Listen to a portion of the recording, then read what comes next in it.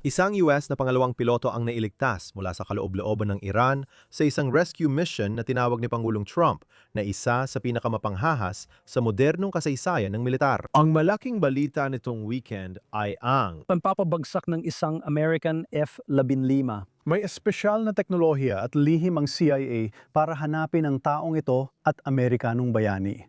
Nakikipag-ugnayan siya sa CIA at alam nila kung nasaan siya. Sinubukan nilang ilihim ito sa mga Iranian. mayroong gantimpala na inilaan para sa ulo ng mga piloto sa Iran na umabot ng halos 10 milyong riyal na katumbas ng humigit kumulang 60,000 dolyar. Sinububukan ng mga Iranian salakayin ang lugar.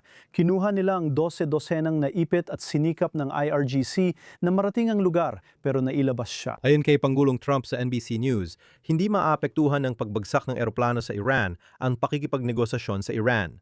Aniya, tayo ay nasa digmaan.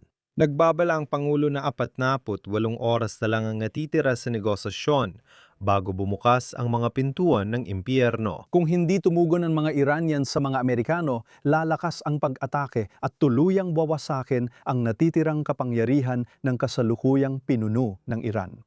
Hindi na sila makakapagpatuloy sa pamumuno. Sinabi niya na hindi pagbabago ng rehimen ang layunin, ngunit Mangyayari ito. dahil patay na ang lahat ng lider. Hindi namin sinabing magpapalit ng pamahalaan, pero nagbago ito dahil namatay ang lahat ng orihinal nilang leader. Malakas nating tatamaan sila sa susunod na 2 hanggang 3 linggo. Ibabalik natin sila sa panahon ng bato kung saan sila nararapat.